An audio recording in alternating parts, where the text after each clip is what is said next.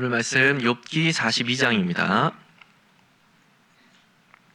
욥기 42장 4절부터 6절까지 보도록 하겠습니다. 구약성경 욥기 42장 4절부터 6절까지 한 목소리로 함께 읽습니다. 내가 말하겠사오니 주는 들으시고 내가 주께 묻겠사오니 주여 내게 알게 하옵소서. 내가 주께 대하여 귀로만 듣기만 하였사오나 이제는 눈으로 주를 배움나이다. 그러므로 내가 스스로 거두어드리고 티끌과 제 가운데에서 회개하나이다. 아멘. 기독교 신앙에 있어서 가장 큰 걸림돌이 되는 것이 무엇일까요? 아마 뭐니 해도 고난의 문제일 겁니다. 하나님의 존재를 부정하고 싶어하는 그런 사람들이 가장 빈번하게 들이대는 논리도 바로 고난이죠.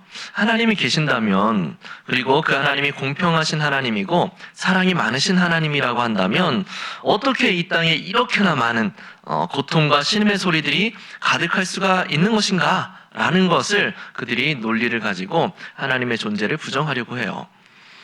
이것 때문에 정말 많은 도전들이 있는데, 이 문제는 비단 기독교를 공격하고 싶어하는 사람들에게만 중요한 주제가 아니라 믿음 가운데 살아가는 우리에게도 굉장히 중요한 주제가 아닐 수가 없는 겁니다. 이것 때문에 신앙으로부터 벗어나기도 하고 또 반대로 더 큰 신앙의 성숙을 이룰 수도 있기 때문에 그렇죠. 오늘은 욥기 전반에 대해서 간단하게 살펴보면서 성도가 당하는 고난의 문제, 성도가 당하는 고난의 문제를 살펴보려고 합니다. 특별히 욥이 고난을 통해서 무엇을 배웠는지, 또 하나님께서 원하시는 바가 무엇이었는지를 함께 살펴보도록 하겠습니다. 우선 욥기의 시작은 욥이 의인이었다라는 언급으로 시작이 됩니다. 1장 1절을 보면 이 욥은 온전하고 정직하였다라고 그렇게 이야기하고 있어요. 그래서 하나님을 경외하고 악에서 떠난 자다라고 그렇게 소개를 하고 있습니다. 성경에서 이런 평가를 듣는 인물들이 그렇게 많지 않다라는 것을 우리가 보면 욥이 하나님 앞에서 경건하고 또 거룩한 그런 삶을 잘 이루어갔던 인물이구나라는 것을 우리가 추측해낼 수가 있겠죠. 그런 욥에게 사탄의 시험이 찾아오게 되죠. 하나님께서 욥에게 복을 막 부어주시니까 욥이 하나님을 잘 믿는 거 아닙니까? 만약 그에게 주신 것들을 다 빼앗으신다면 분명 하나님을 욕하고 떠날 겁니다. 라고 그렇게 사탄이 하나님께 도전장을 내밉니다. 그렇게 두 번의 시험이 욥에게 이루어졌어요. 욥의 모든 재산이 한순간에 사라져버렸고 그의 자녀들도 한순간에 몰살을 당하게 됩니다.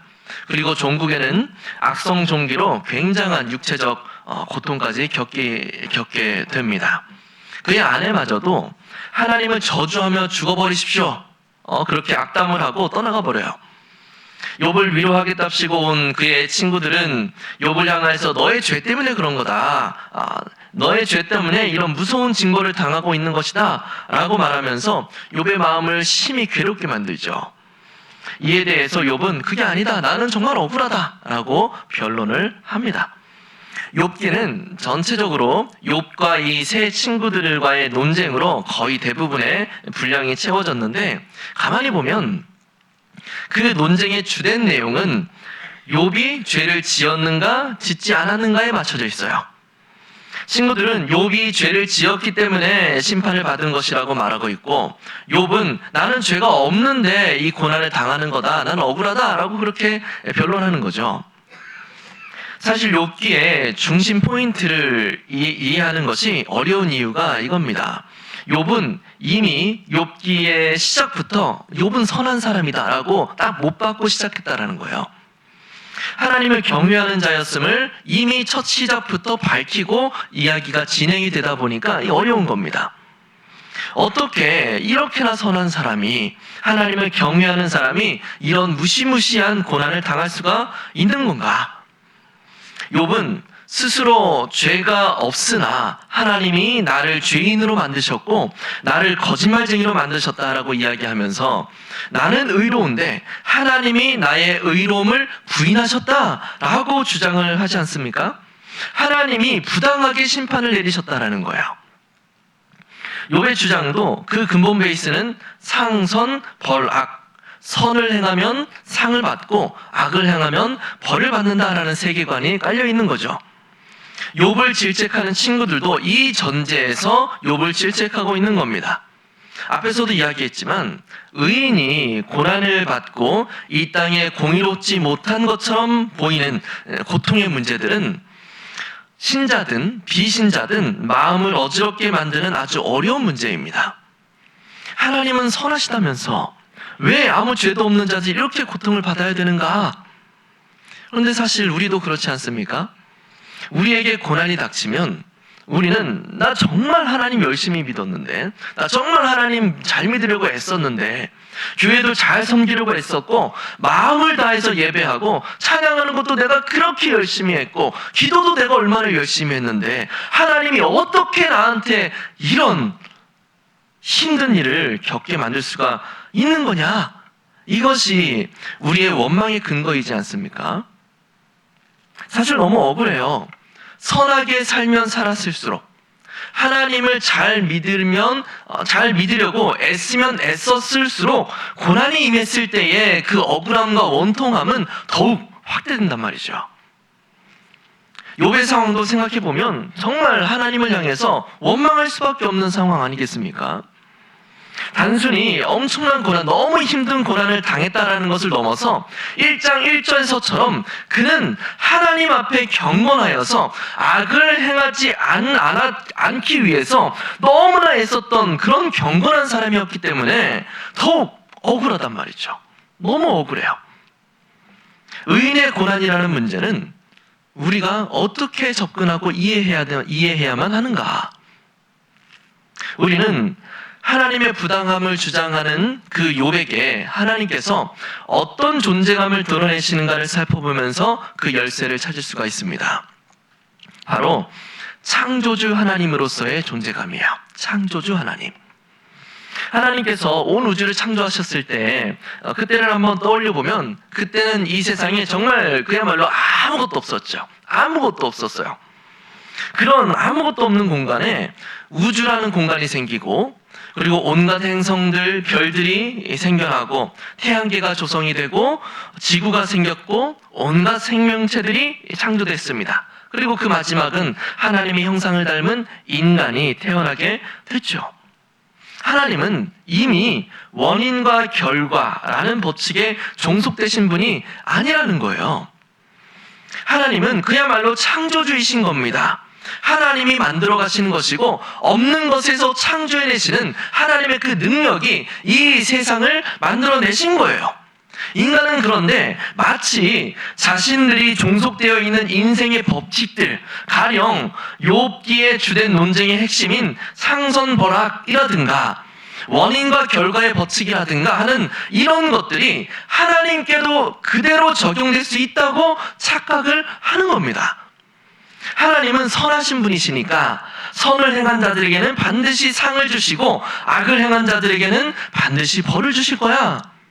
물론 맞죠. 하나님께서는 선을 행한 자들에게는 상을 주시겠다고 약속하셨고 악을 행한 자들에게는 심판하시겠다고 말씀하셨습니다. 그런데 이 세상이 이루어지고 있는 그 법칙이 하나님을 올가맬 수는 없다라는 걸 우리는 기억해야 되는 거예요. 그렇게 하지 않으셨으니 하나님은 공정하지 않으신 분이야, 하나님은 오류가 있는 분이야 라고 말할 수가 없다라는 겁니다. 하나님의 뜻이 있으시다면 선한 자들에게도 고난이 임할 수 있어요. 이 세상의 법칙을 따르면 이건 있을 수 없는 일이죠. 어떻게 선한 사람, 그것도 하나님을 그렇게나 잘 믿었던 사람이 이렇게나 극심한 고통을 겪을 수가 있는가? 이건 있어서도 안 되는 일인 거예요.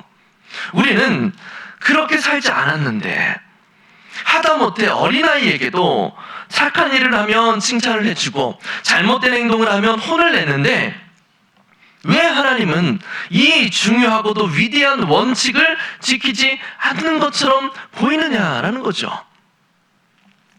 바로 그 부분이 우리가 쉽게 받아들이지 못하는 부분인 겁니다. 왜 하나님은 그렇게 안 하시지? 하나님을 우리와 동등된 존재로 인식하는 거예요.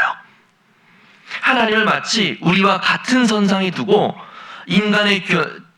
같은 선상에 두려고 하는 인간의 그 교만함, 하나님을 인간의 지혜로 판단하고 이해할 수 있다고 생각하는 그 미련함이 우리 안에도 있는 것이죠. 우리는 못하지만 하나님은 하실 수 있는 거예요. 물론 하나님께서 직접적으로 하나님이 악을 행하신다는 것은 아닙니다. 그러나 하나님께서 원하신다면 선한 이에게 고난이 닥칠 수도 있고 악한 이에게 엄청난 부와 명예가 주어질 수도 있는 거예요. 하나님이 원하시면 가능한 겁니다. 하나님께서 선하신 뜻 가운데서 그것을 허용하시면 가능하다는 거죠. 바로 이것을 우리가 믿음으로 받아들일 수 있어야 의인의 고난이라는 문제의 실마리를 잡을 수가 있는 것입니다. 욥기 38장부터 하나님께서 직접 현현하셔서 욥을 향해 책망하십니다. 그 책망들의 핵심이 바로 창조주 하나님에 대한 이해였어요. 내가 땅의 기초를 놓을 때 너는 어디 있었느냐? 바다의 경계를 누가 정했느냐? 새벽이 어떻게 오는지 네가 알기나 하느냐? 창조주 하나님이 일으키신 무로부터의 창조가 어떤 이치로 어떤 방법과 능력으로 이루어졌는지 너는 모른다는 겁니다. 너는 그걸 이해할 수 없다는 거예요. 한낱 피조물인 우주의 이치조차도 깨우치지 못한 자가 어떻게 창조주 하나님을 판단하고 헤아리려고 하느냐라는 것이죠. 단지 고난이 임했다라고 해서 그것이 하나님을 판단할 수 있는 근거가 되지 못합니다. 선한 자가 고난을 당하고 악한 자가 형통함을 누린다고 해서 하나님의 처사가 부당하다라고 주장할 근거가 되지 못한다고 하나님은 지금 말씀하고 계시는 거예요. 하나님은 없는 것에서 있는 것을 만들어내는 분이시고 악한 것도 선으로 바꾸실 수 있는 분이시고 부정한 것마저도 하나님의 손길이 임할 때 온전한 것으로 새롭게 창조되는 겁니다. 하나님이 창조주시다라는 말은 바로 이것을 포함하는 진리인 거예요. 우리가 어떻게 생각하든 인간이 어떻게 판단하든 그건 상관없어요. 온 세상의 주관자이시고 창조주이신 하나님께서 어떻게 판단하시고 어떻게 행하시는지만 중요한 겁니다. 이 땅의 질서를 뛰어넘는 하나님의 일하심, 곧 창조의 사역이 하나님의 절대적인 선하심 가운데 이루어진다라는 사실을 믿는 그 믿음을 하나님은 욥에게 요구하고 계신다라는 겁니다. 이 믿음이 없으면 선한 자의 고난, 악한 자의 흥함이라고 하는 수수께끼는 결코 풀리지 않아요. 그렇다면 하나님께서는 어떤 선하신 뜻이 있으셨길래 욥에게 그렇게나 큰 고난을 허용하셨던 것인가? 저는 한때 하나님의 전능하심이란 뭘까를 좀 고민했던 적이 있습니다. 하나님의 전능하심이란 뭘까? 더불어서 완전히 전능하신 하나님이시라면 내가 하나님께 뭘 구해야 될까? 정말 이루기 어려운 거, 내 힘으로는 절대 불가능한 거를 하나님께 이렇게 요청해야 될 텐데 그게 뭘까를 한번 그렇게 고민해 본 적이 있어요. 그러다가 번뜩 생각난 것은 하나님께서 정말 전능하시다면 이렇게나 완강하고 변화되지 못하는 나의 모습도 변화시키실 수 있을 거야 라는 생각을 하게 됐습니다.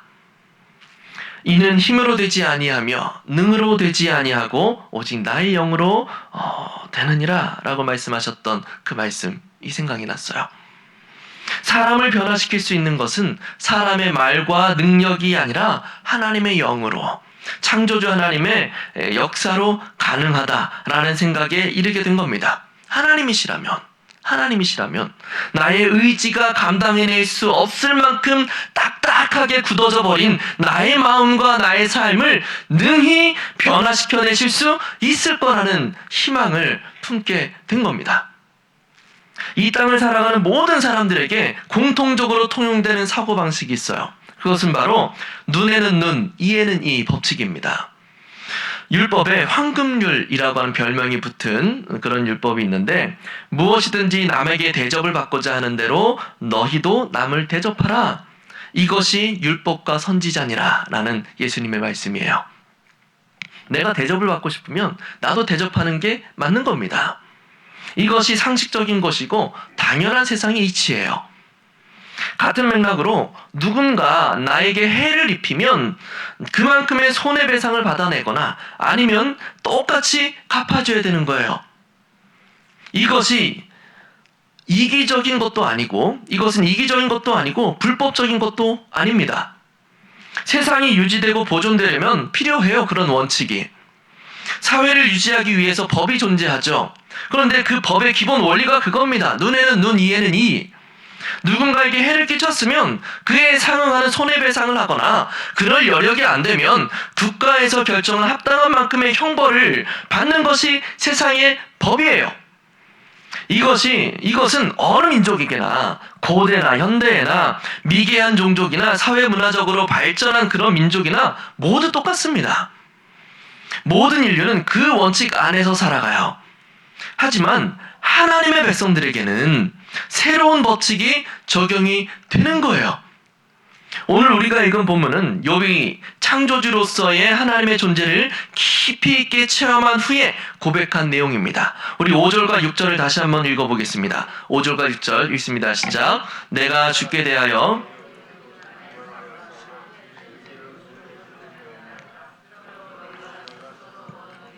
티끌과 제 가운데서 회개하나이다. 창조주 하나님을 뵙고 깊은 깨달음을 얻은 욥이 하나님을 향해서 외쳤던 그 자신의 불만들, 그리고 하나님은 불합리하시다라는 하나님을 향한 원망과 그 비난을 스스로 내가 거두어 드립니다 라고 이야기하고 있는 거야. 내가 잘못했습니다. 내가 잘못 알았습니다. 잘못 말했습니다 라고 고백하고 있는 거죠.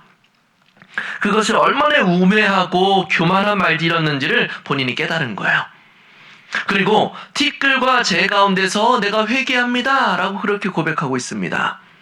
여기서 회개는 나함이라는 단어가 사용이 되었는데, 생각을 바꾸다, 마음을 돌이키다 라는 의미를 지녀요. 전반부에 우리가 이야기를 나눴던 것처럼 이 세상의 질서와 법칙이 하나님을 올가매지 못한다라는 사실을 욥이 이제서야 진실로 깨달았습니다 라고 고백하고 있는 거예요. 이제는 창조주 하나님과 고난의 이 상관관계가 제대로 정확하게 깨달아졌다라고 이야기하는 거죠. 그렇게 창조주 하나님을 깊이 깨달은 그 욥에게 하나님이 가장 먼저 명령하시는 것이 무엇인지 아십니까? 42장 8절 9절을 보면 도저히 감당하기 어려운 그 고난 속에 처했던 욥, 그 욥에게 너는 죄인이야. 네 죄 때문에 그런 거야. 네가 얼마나 큰 죄를 지었으면 이렇게까지 하나님이 심판하시는 거야 라고 하면서 그 욥의 마음을 후벼 팠던 그 친구들을 위해서 기도하라고 말씀하세요. 그들을 위해서 기도해라.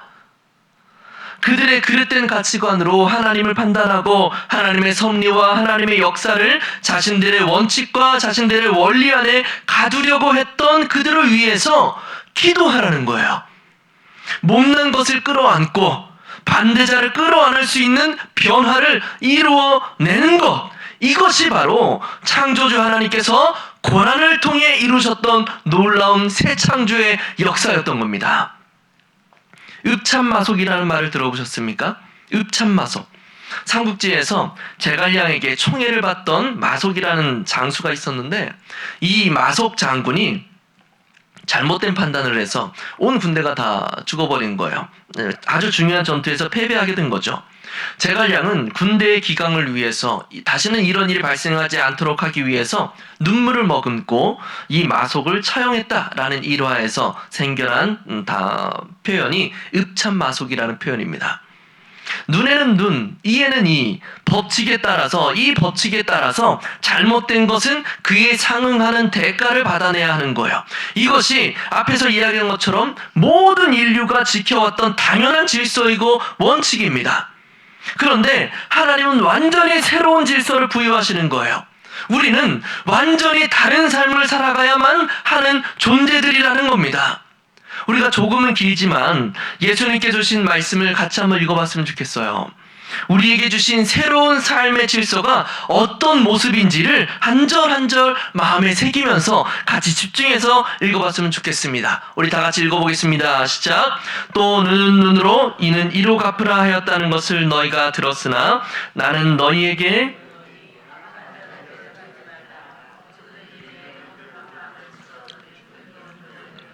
또 너를 고발하여 속옷을 가지고자 하는 자에게 겉옷까지도 가지게 하며 또 누구든지 너로 억지로 오리를 가게 하거든 그 사람과 심리를 동행하고 내게 구하는 자에게 주며 내게 꾸고자 하는 자에게 거절하지 말라. 또 내 이웃을 사랑하고 내 원수를 미워하라 하였다는 것을 너희가 들었으나 나는 너희에게 이르노니 너희 원수를 사랑하며 너희를 박해하는 자를 위하여 기도하라. 이 말씀을 대할 때 마음이 어떠십니까? 아, 정말 은혜롭다. 맞아, 이렇게 살아야 돼. 라는 생각만 드십니까? 아마 아닐 거예요. 어떻게 이렇게 살지? 라는 생각. 나는 이렇게 살지 못하는데 하는 두려움. 이건 그냥 이상적인 인간상을 말하는 것뿐이야. 라고 하는 합리화가 우리 마음에 자연스럽게 나타날 겁니다. 하나님의 백성, 예수님의 제자라는 타이틀을 가진 우리도 여전히 이 땅의 원칙에 사로잡혀서 살아가고 있는 거예요. 그것은 즉 우리도 여전히 창조주 하나님에 대하여 귀로만 들은 상태라는 겁니다. 귀로만 들었던 창조주 하나님을 이제는 우리가 눈으로 직접 만나야 할 때인 거예요. 그렇게 귀로만 들었던 하나님을 우리가 눈으로 직접 배울 때, 창조주 하나님을 깊이 있게 깨닫게 되었을 때, 그때 비로소 원수되었던 우리를 위해 목숨을 바치신 예수 그리스도의 십자가의 이미지가 우리 가슴속에 깊이 있게 새겨지게 되는 거예요. 내가 그의 오른뺨을 떼었을 때 왼뺨을 돌려대시던 예수님, 내가 그의 속옷을 속여 빼앗으려고 할 때에 겉옷마저도 내어주셨던 예수님, 당신은 부당하고 의롭지 못하다고 비난했고 왜 나에게 이런 고난을 주시는 거냐고 원망을 서슴지 않았던 우리를 결코 내치지 않았던 예수님, 우리의 교만과 우리의 패역함과 깊은 죄악으로 그를 십자가에 못 박아버린 원수되었던 우리를 위하여 저들은 자신들이 하는 일을 알지 못하니 용서하십시오 라고 기도하셨던 우리 예수님의 그 모습이 선명하게 발견되는 거예요. 그 예수님의 은혜와 사랑을 입은 자로서 예수님의 형상을 따라 그 은혜와 사랑을 베푸는 원리와 원칙들을 가지고 삶을 채워가게 되는 것이죠. 이것이 바로 창조주 하나님으로부터 새로운 삶을 부여받은 자들에게 이루어질 새로운 삶의 질서입니다. 이것은 우리의 힘으로, 우리의 능력으로 결코 이루어질 수 없습니다. 모든 사람이 죄를 범하였음에 하나님의 영광에 이르지 못하더니 우리 안에는 악한 것들밖에 없어요. 선한 것이 우리에게서는 결코 나올 수가 없는 겁니다. 그런데 새로운 삶의 질서를 따라 살아갈 수 있게 되는 유일한 길이 있는 겁니다. 바로 창조주 하나님의 전능하신 역사를 통해 이룩된 십자가의 길이에요. 도저히 용서받을 수 없는 존재들을 구원하시기 위해 그 길을 뚫어내셨던 창조주 하나님께서 도저히 바뀔 수 없을 만큼 바위처럼 단단히 굳어져 버린 우리의 심령 가운데 부드러운 마음을 창조하심으로 옛사람을 벗어버리게 하시고 새 사람의 모습으로 살아가게 하신 겁니다. 로마서 5장 3절 4절 말씀을 새번역 성경에서는 이렇게 번역하고 있어요. 환난은 인내력을 낳고 인내력은 단련된 인격을 낳고 단련된 인격은 희망을 낳습니다. 고난과 환난을 인내해가는 그 과정 속에서 그리스도인으로서의 성숙한 인격이 단련되어져 가게 된다는 거예요. 그것이 바로 성경에서 말하는 새 창조의 역사입니다. 부정하고 부정했던 자들, 자신의 안위만을 중요하게 여겼던 자들이 예수의 형상을 입고 사랑과 용서와 긍휼과 용납함을 이루며 살아가는 삶으로 완전히 변화되는 그것, 이와 같은 존재론적인 완전한 변화는 인간의 말과 인간의 능으로는 결코 될 수 없어요. 오직 창조주 하나님의 능력으로만이 가능한 새 창조의 역사인 것입니다. 이 놀라운 새 창조의 역사가 바로 고난을 매개체로 하여서 욥의 인생 가운데 펼쳐지게 된 거예요. 그러니 어떻게 의인의 고난이 마냥 부당한 것이라고 말할 수 있겠습니까?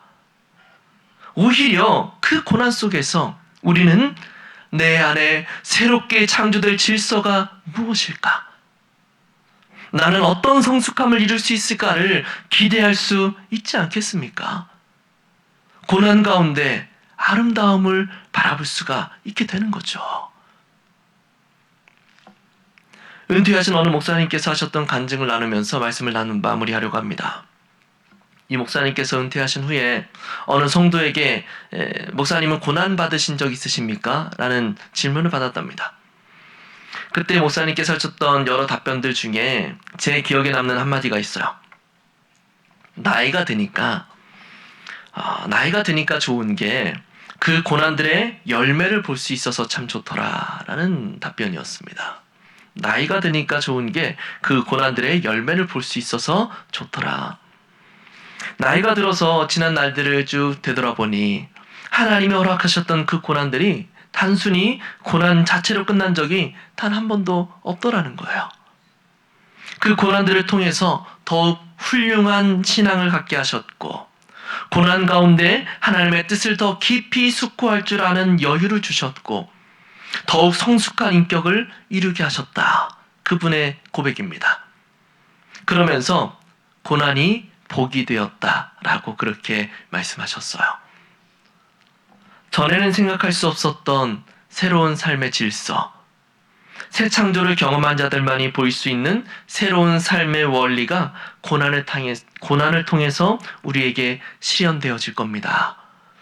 고난이 하나님을 귀로만 들었던 우리로 하여금 창조주 하나님을 깨닫게 해줄 것이고, 힘겨움과 어려움 속에서도 하나님의 선하신 뜻을 신뢰하며 더욱 주의 섭리에 순종하며 나아갈 수 있는 힘을 길러줄 겁니다. 무엇보다 전에는 할 수 없었던 예수 그리스도의 인격을 닮아 사랑과 용서와 긍휼을 이루는 삶을 살 수 있도록 우리를 연단시켜 줄 겁니다. 그러니 혹 고난 속에 있으신 분이 계시다면 힘을 내십시오. 하나님이 여러분을 버리신 것도 아니고 여러분을 잊으신 것도 아닙니다. 여러분의 고통과 힘겨움을 하나님이 가볍게 여기시는 것도 아니고 그 고난에서 건져낼 힘이 없으신 것도 아닙니다. 그러니 신앙을 포기하지 마시고 믿음 안에서 잘 견뎌내십시오. 비록 우리의 미숙함으로 마음이 흔들릴 수도 있고 하루하루가 힘겨워서 마치 엘리야가 외쳤던 것처럼 이러실 거면 차라리 내 생명을 거두어 주십시오.